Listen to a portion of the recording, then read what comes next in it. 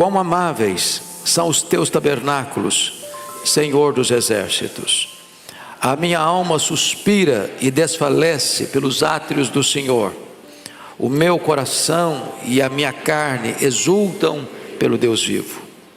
O pardal encontrou casa, e a andorinha ninho para si, onde acolha os seus filhotes. Eu, os teus altares, Senhor dos exércitos, Rei meu e Deus meu. Bem-aventurados os que habitam em tua casa, louvam-te perpetuamente. Bem-aventurado o homem cuja força está em ti, em cujo coração se encontram os caminhos aplanados, o qual, passando pelo vale árido, faz dele um manancial. De bênçãos o cobre a primeira chuva. Vão indo de força em força. Cada um deles aparece diante de Deus em Sião. Senhor Deus dos exércitos, escuta-me a oração. Presta ouvidos, ó Deus de Jacó. Olha, ó Deus, escudo nosso, e contempla o rosto do teu ungido. Pois um dia nos teus átrios vale mais que 1000. Prefiro estar à porta da casa do meu Deus a permanecer nas tendas da perversidade. Porque o Senhor Deus é sol e escudo, o Senhor dá graça e glória. Nenhum bem sonega aos que andam retamente. Ó Senhor dos exércitos, feliz o homem que em ti confia. Peço a sua gentileza de prestar atenção em 3 versículos. Verso 4: bem-aventurados os que habitam em tua casa, louvam-te perpetuamente. Verso 5: bem-aventurado o homem cuja força está em ti, cujo coração se encontra os caminhos aplanados. Verso 12: ó Senhor dos exércitos, feliz o homem que em ti confia. A tônica do salmo é felicidade. Então nosso tema é a felicidade dos verdadeiros adoradores. Bom, alguns estudiosos da Bíblia atribuíram este salmo, como Lutero, Calvino, Spurgeon, a Davi, achando que esse salmo foi escrito quando Davi fugiu de Jerusalém em virtude da conspiração do seu filho Absalão, e que ele então, ao fugir, demonstra o seu apego à casa de Deus. Não o templo, porque ainda não tinha sido construído, mas o tabernáculo onde o povo se reunia. Porém, você vai encontrar na sua Bíblia que aqueles que classificaram estes poemas, colocando-os nesta ordem, atribui este salmo aos filhos de Coré. Eu estou inclinado a pensar que esses aqui têm razão. Isso leva-nos a um ponto muito importante já na introdução. Quem foi Coré? Coré foi um cidadão que se rebelou contra Deus, se rebelou contra Moisés e foi severamente punido por Deus com a morte, por causa da sua rebelião. Entretanto, os seus filhos, os seus descendentes, voltaram a temer a Deus e a andar com Deus. Os erros da geração passada não precisam ser repetidos pela geração presente, nem pela geração futura. O Salmo 84 é um clássico exemplo desta graça maravilhosa. Pois bem, este salmo trata desta peregrinação à casa de Deus.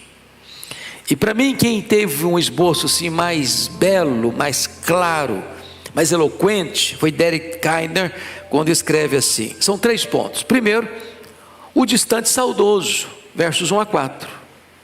Ele está longe da casa de Deus, com saudade da casa de Deus, entendendo o valor da casa de Deus. Só às vezes valoriza quando você tem vontade e está privado de fazer isso. Às vezes numa cama de hospital, às vezes num lugar longínquo que não tem nenhuma casa de Deus por perto, ou quando frequentar a casa de Deus não é mais algo permitido legalmente naquela conjuntura. Quantos irmãos nossos que se reúnem escondido nos porões, nas cavernas, lá no passado, nas catacumbas de Roma. Que saudade de reunir com o povo de Deus, mas não era possível. Segundo ponto que Keidner coloca, é uma viagem esperançosa, dos versos de número 5 a 8, ele está caminhando para a casa de Deus, com lutas, com tantas adversidades, mas cheio de esperança. E o terceiro ponto, dos versos 9 a 12, é a presença radiante de Deus quando Ele chega. Então, é o saudoso, é o que caminha, o peregrino, e é aquele que chega e contempla a beleza de Deus, a glória de Deus. Eu gostaria então de destacar esses pontos para a nossa meditação. Primeiro, a felicidade do adorador se expressa em seu intenso desejo de comunhão com Deus. Então note comigo esse versículo 1. Olha o que está escrito: quão amáveis são os teus tabernáculos, Senhor dos exércitos. Ele está destacando aqui primeiramente o seu amor à casa de Deus. A casa de Deus. Mas por que você ama a casa de Deus? É claro que você não está falando desse espaço físico apenas. Você não está falando apenas dessa geografia onde está fincado um templo. Você não está falando do mobiliário desta casa. Você não está nem mesmo falando do aparato que aqui tem, de música excelente, ou até da pregação, ou dos bancos almofadados. Quando ele diz, quão amáveis são os teus tabernáculos, Senhor, ele está com saudade, não é de um espaço geográfico, não é de um lugar, é de uma pessoa. Nós viemos aqui hoje, não foi por causa desse espaço aqui, é por causa da pessoa de Jesus, não é verdade? A nossa alma anseia é pela presença dEle. É por isso que esse tabernáculo é um lugar tão amável, porque aqui você vem para encontrar-se com Ele, é por causa dEle. Ele é a razão do culto, Ele é o centro do culto, Ele é o centro da adoração, Ele é o centro dos louvores, Ele é o centro da mensagem, Ele é o centro da nossa vida. É por causa disso que esse lugar é tão amável. Nós não viemos aqui buscar uma bênção, nós viemos aqui buscar uma pessoa, o abençoador, o nosso glorioso Deus. Agora veja, por que os tabernáculos são tão amáveis?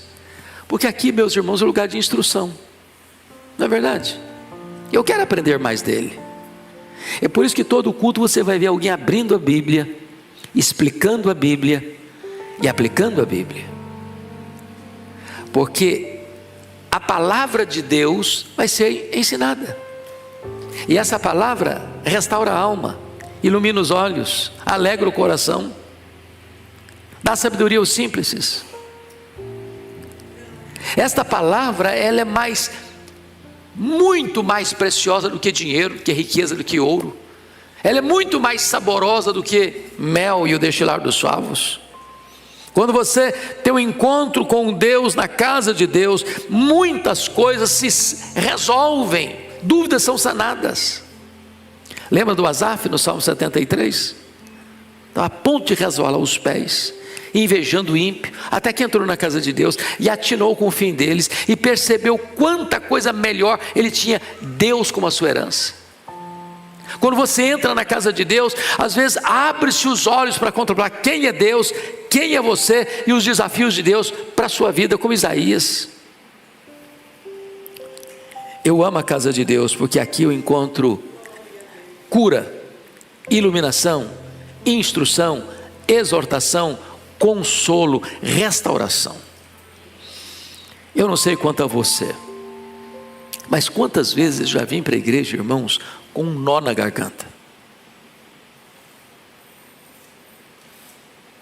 Quantas vezes eu já vim ardendo em febre? Quantas vezes eu já vim quando o meu corpo não queria vir, e ao vir encontrei bálsamo, e ao vir encontrei refrigério, E ao vir encontrei cura, e ao vir encontrei direção e consolo. Quão amáveis são os teus tabernáculos, Senhor dos exércitos.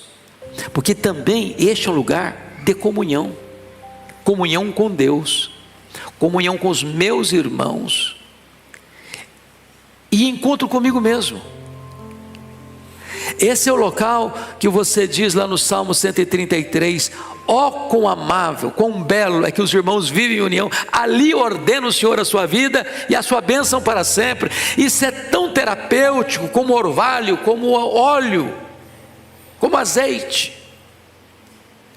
É por isso que esse chamado é tão glorioso. Quão amáveis são os seus tabernáculos, Senhor dos exércitos. Mas veja comigo o verso 2, por gentileza, quando ele vai dizer assim: a minha alma suspira e desfalece pelos átrios do Senhor, e o meu coração e a minha carne exultam pelo Deus vivo. Então note vocês duas coisas aqui importantes. Primeiro, ele trata a minha alma suspira e desfalece pelos átrios do Senhor. A palavra aqui Senhor é a palavra Jeová, a palavra Javé, é o Deus transcendente, é o Deus autoexistente. Mas agora ele diz assim: e o meu coração e a minha carne exultam pelo Deus vivo. No verso 1 ele chama esse Deus, diz Senhor dos exércitos, é o Deus transcendente.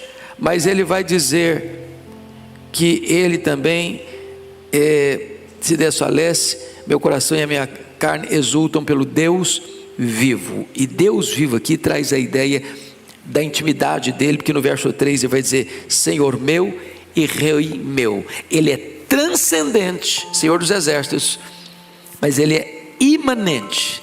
Ele é o Rei meu, ele é o Deus meu. Ele é o Deus que está lá na última galáxia do sistema solar.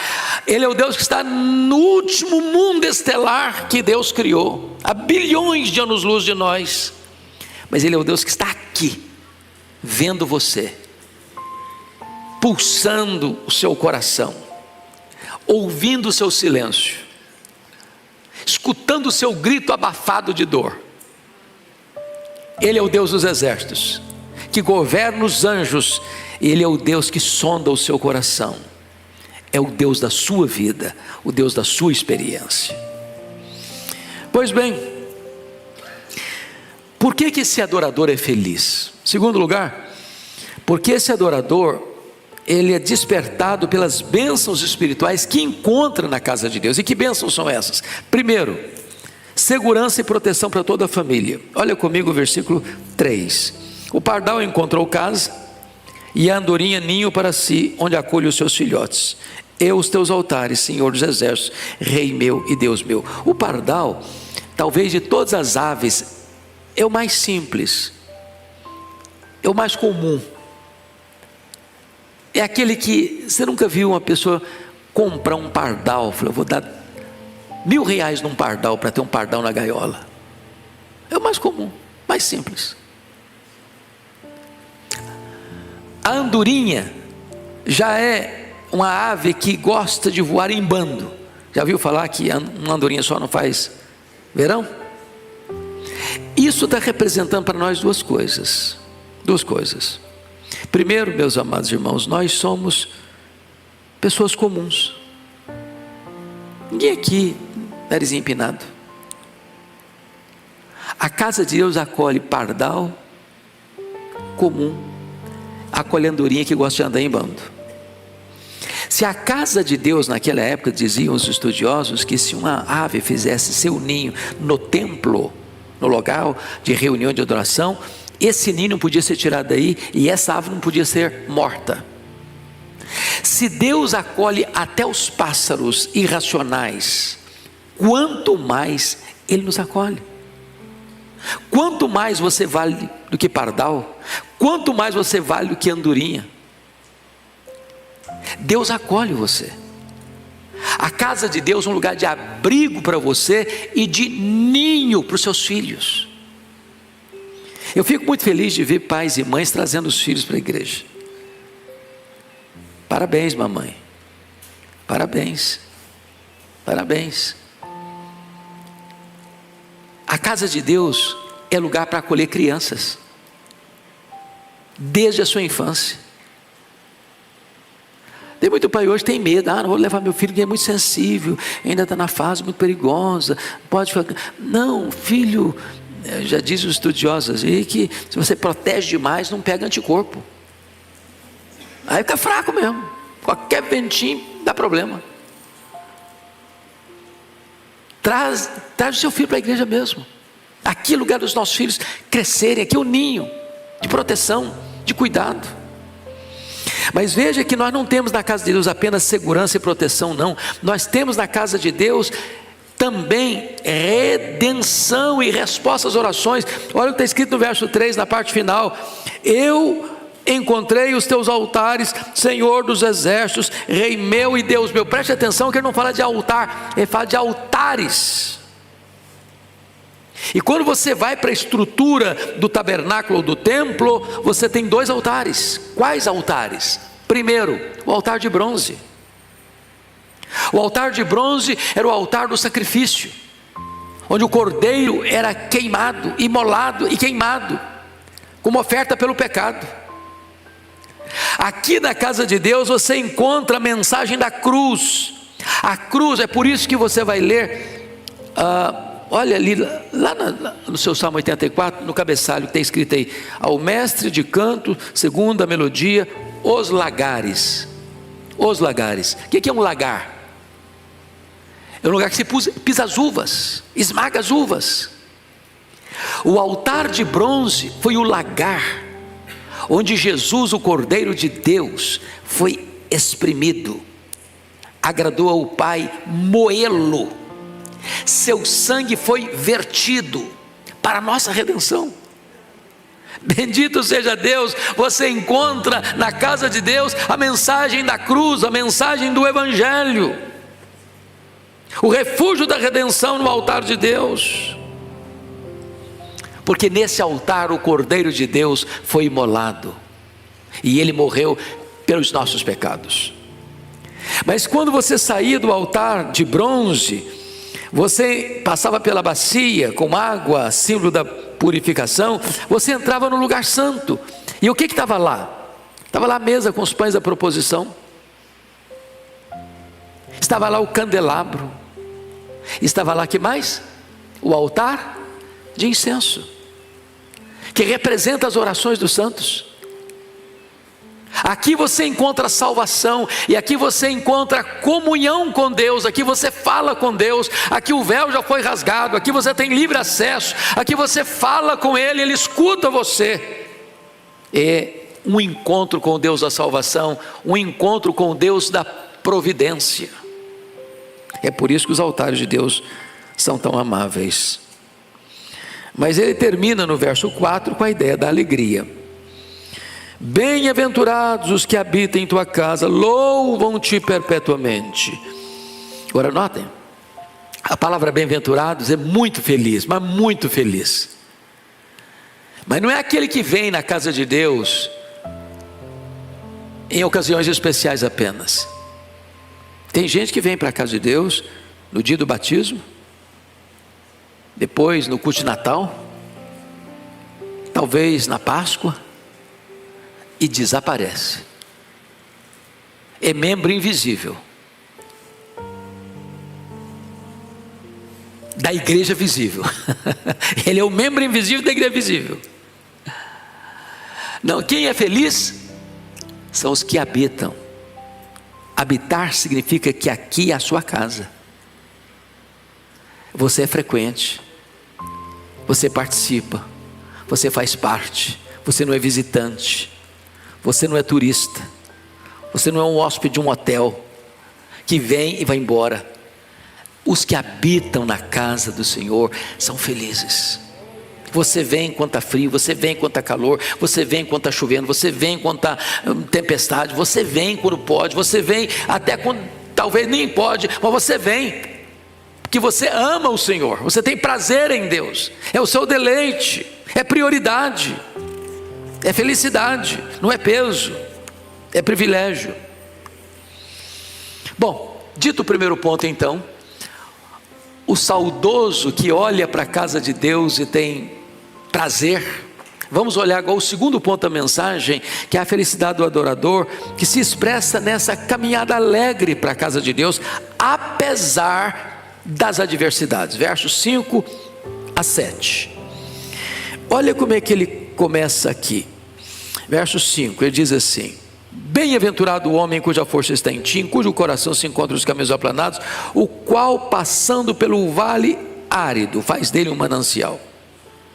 De bênçãos o cobre a primeira chuva, vão indo de força em força, cada um deles aparece diante de Deus em Sião.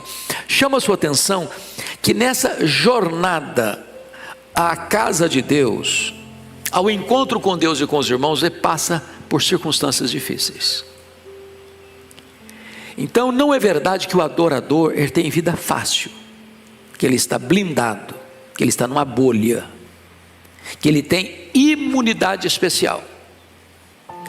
Chama a sua atenção para essa expressão vale árido. A palavra árido no hebraico é a palavra baca, e a palavra baca no hebraico é a palavra choro. Choro. Lá em Israel, vocês sabem que boa parte, ou a maior parte do território de Israel é deserto. E não é aquele deserto de areia fininha, como trigo. São montes altaneiros, vales profundos, pedregulho, pedra, esbraseante. Nesses vales, às vezes, tinha os álamos, também batizados de balsameira chorona. Aquele álamo, aquela balsameira, escorre pelas suas folhas como que lágrimas, gotas de água, como que lágrimas. E o salmista, que conhecia muito bem essa região, lança mão desse fato para retratar para nós o vale árido, o vale de choro, o vale de dor. E quantos de nós, meus irmãos, não estão passando também, enquanto caminhamos para a casa de Deus, sempre, diariamente, constantemente, pelo vale de Baca, pelo vale de choro? Quem sabe você hoje está passando por isso? Eu desci hoje no aeroporto de Guarulhos, vindo de Porto ontem, em Lisboa, e quando eu estou vindo para casa, recebo um telefonema, que uma ovelha muito querida, lá em Vitória, foi minha ovelha há muitos anos, desde criança, faleceu essa madrugada, por uma depressão severíssima, atingindo inclusive a sua saúde no que tange a alimentação, não conseguia comer mais comida de sal, começou a se alimentar só de fruta, depois nem isso conseguia, só de suco, e essa madrugada ela sucumbiu. E eu imagino a dor da família. Quantas pessoas passando esse vale hoje? Agora vamos encontrar como é que você passa por esse vale de Baca. Como é que você passa por esse vale de prova? Como é que você lida com a dor? Como é que você lida com o choro? Como é que você lida com o luto? Como você lida com a perseguição, ou a ingratidão, ou o abandono, ou a frieza, ou a indiferença? Como é que você lida com situações adversas na vida? Então vamos lá, como atravessamos esse vale árido? Primeiro, nós atravessamos esse vale árido quando a nossa força está em Deus e não em nossos recursos. Olha o versículo 5 comigo: bem-aventurado o homem cuja força está em ti. Tem alguém forte aqui? Sim, em si mesmo, eu sou forte, eu sou um baluarte, eu sou um mourão. Você sabe o que é mourão? Isso é linguagem de fazenda. Você vai fazer uma cerca, de tempo em tempo você bota um mourão, uma tora grossona, entre as toras grossas você bota uma estaca. O que sustenta a cerca não é a estaca, é o mourão. Tem algum mourão aqui? Todos nós somos frágeis. Nós não conseguimos ficar de pé escorados no bordão da autoconfiança. O Evangelho é totalmente distinto da psicologia de autoajuda, que diz que você é forte. Nós somos fracos, muito fracos. Feliz não é o homem que eu sou forte, eu posso, eu consigo, eu tenho a força, eu tenho o poder, eu. Não, para com eu. Feliz é o homem cuja força está em Deus. Ele é o onipotente, eu sou fraco. E se a sua força é o Senhor, você então é muito feliz.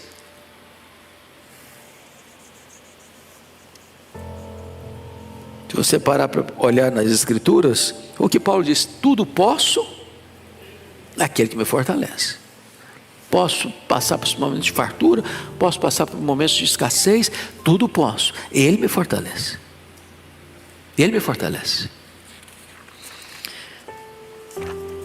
Segundo lugar, como é que você pode passar por esse vale de Baca, do choro? Segundo, quando reagimos diante dos problemas de forma ultra circunstancial.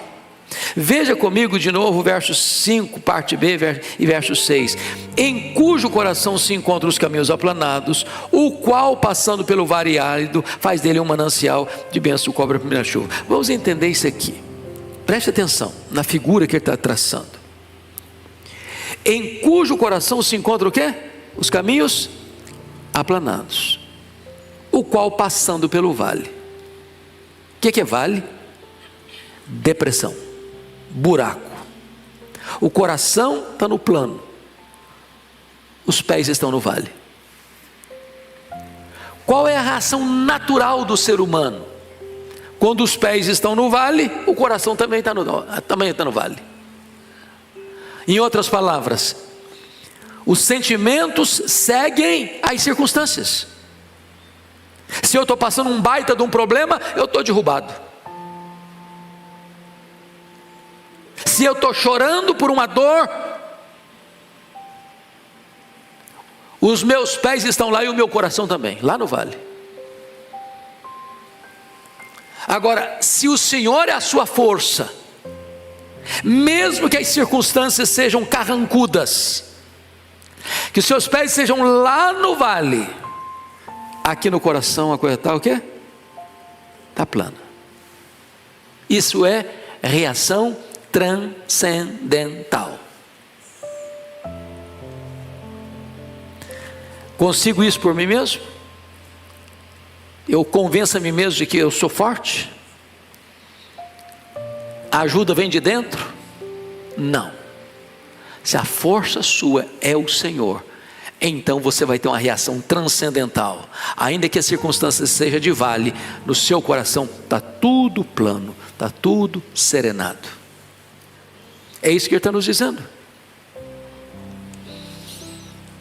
Eu quero dizer para você nesta noite que Jesus está aqui e Ele pode não apenas acalmar o seu coração, mas Ele pode também resolver o problema da circunstância.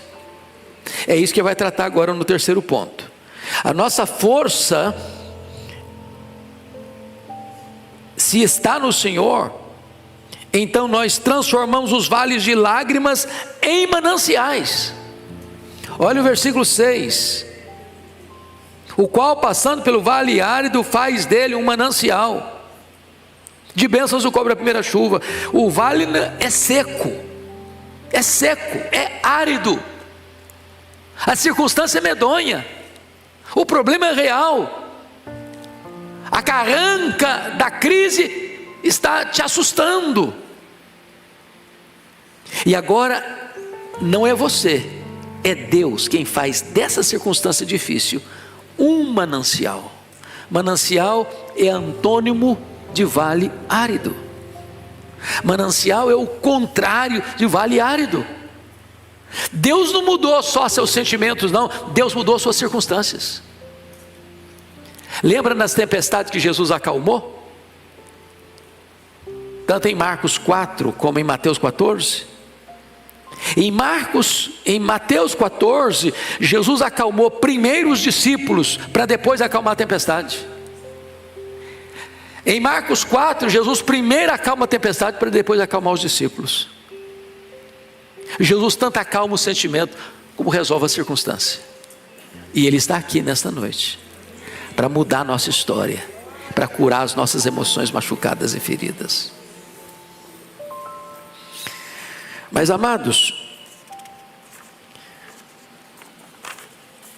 como é que nós podemos passar por esse vale árido? Em último lugar, aliás, em penúltimo lugar, quando somos reabastecidos diariamente pelo Senhor. Olha o verso 7, parte A.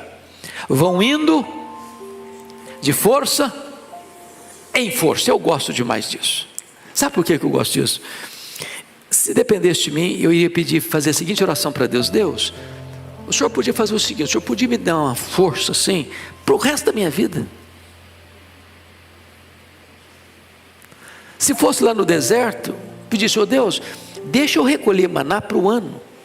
Eu construo lá na minha casa um quartinho só para botar maná. Não seria legal? Todo dia você vai ter que colher maná, todo dia. Você entender que você depende de mim todo dia. A força do ontem já não serve para hoje. A plenitude do Espírito Santo de ontem já não serve para hoje. A dose da ração diária de Deus de ontem já não dá para hoje. Todo dia Deus fortalece você. Seu tanque fica vazio, você começa a andar na reserva. E Deus fala: meu filho, eu vou encher seu tanque de novo. Amanhã você volta aqui, que o meu posto aqui não tem crise de abastecimento. Todo dia, força em força, força em força, força em força, força em força, força em força. É maravilhoso isso, porque não há limitação em Deus. Ele tem para nós o suficiente. Ele vai suprir em Cristo Jesus todas as nossas necessidades, todo dia, todo dia. Você vai indo de força em força. Você acha que não vou aguentar não, Senhor? Eu não vou aguentar. Vai aguentar sim, meu filho. Vou segurar você pela sua minha mão direita, vou guiar você com o meu conselho eterno, vou receber você na glória. E tem uma coisa, tem bondade, tem misericórdia, todo dia acompanhando você. Agora notem, em último lugar desse ponto, nós passamos vitoriosamente pelo vale de Baca quando caminhamos na certeza de uma gloriosa chegada. Olha o versículo 7, parte B. Está escrito assim: cada um deles aparece diante de Deus em Sião. Preste atenção que nós estamos falando da peregrinação para a casa de Deus. Eles tinham festas anuais, lembram disso? Festa da Páscoa, festa do Pentecostes, dos tabernáculos. E eles iam formando caravanas, engrossando caravanas. E eles se acampavam em clareiras, na beira das estradas. E eles iam todos cantando, do Salmo 120 ao Salmo 134, iam cantando, enquanto caminhavam. São salmos de degrau, salmos de peregrinação.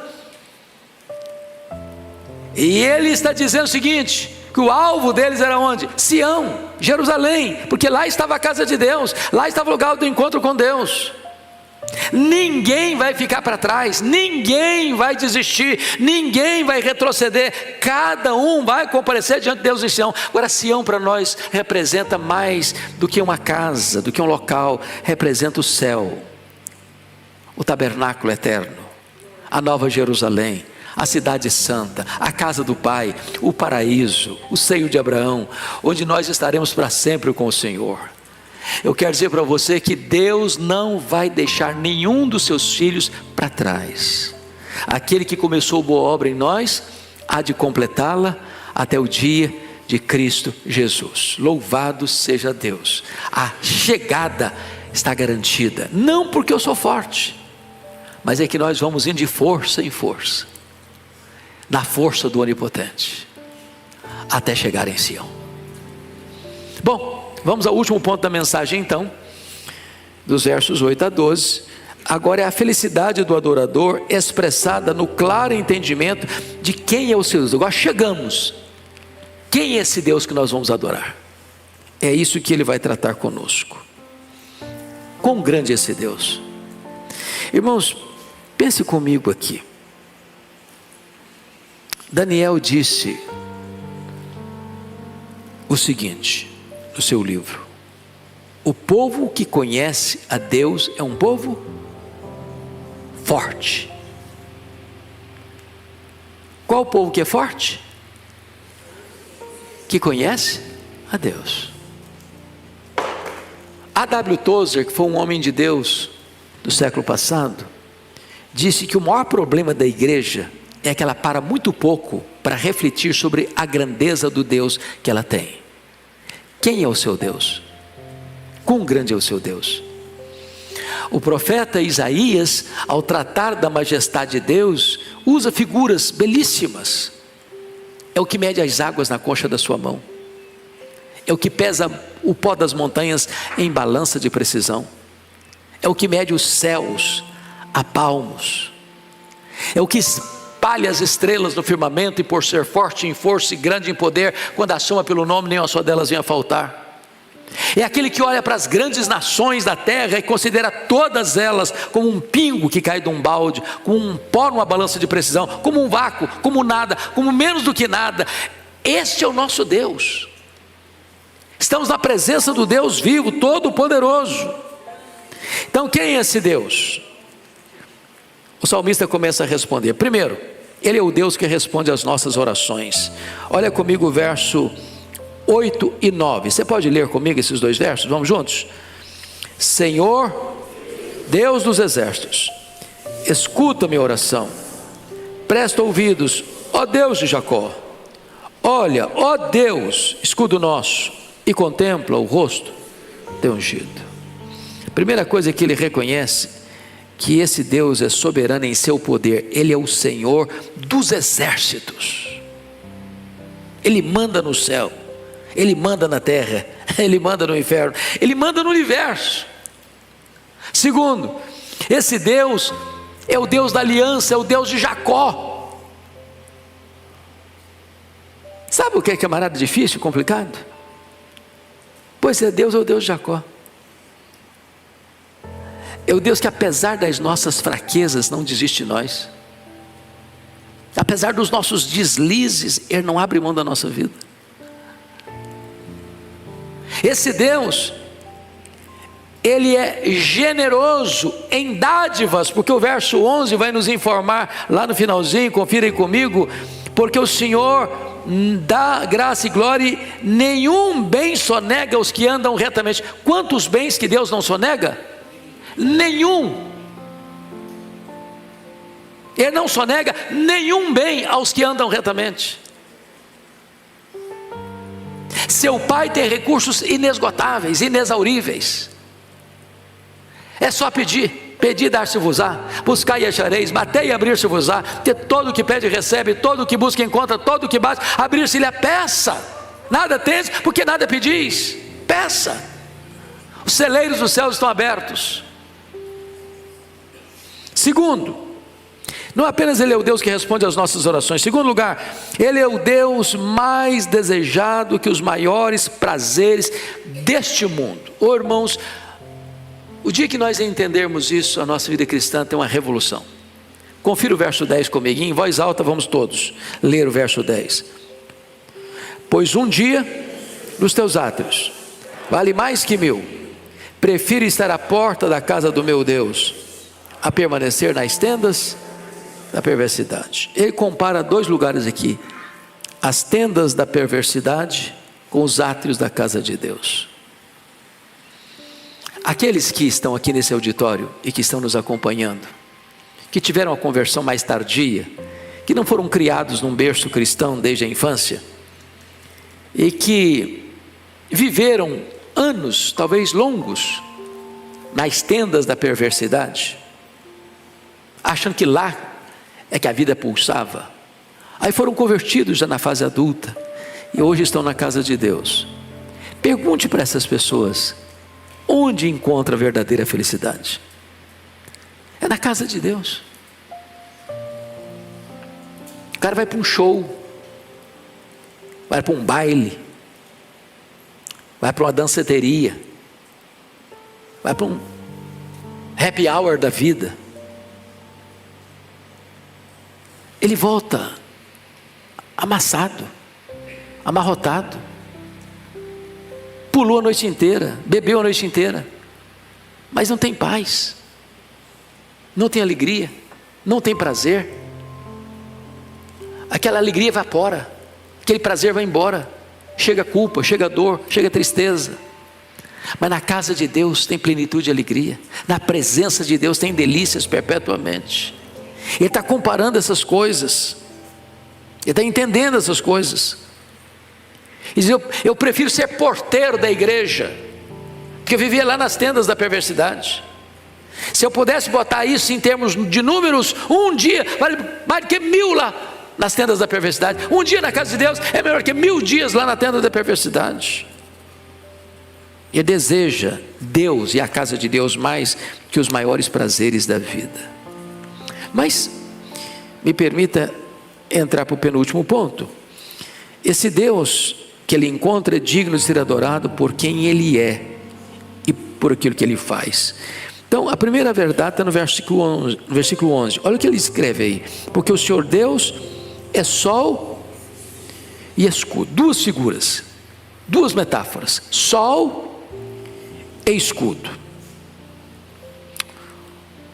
Ou seja, como o sol, Deus é a fonte de todo bem. Você sabe que nós dependemos do sol para ter vida, dependemos do sol para ter fotossíntese nas plantas, dependemos do sol para termos vitamina D no nosso corpo, dependemos do sol para ter luz. Então um é a fonte da vida, o escudo é o elemento protetor. Deus dá vida e Deus protege. Deus é sol para os dias felizes, Deus é escudo para os dias de perigo. Ele é sol acima de você, Ele é escudo ao redor de você. Como o sol, Ele é luz para lhe mostrar o caminho. Como escudo, Ele protege você dos perigos na jornada. Como sol, Deus revela quem eu sou.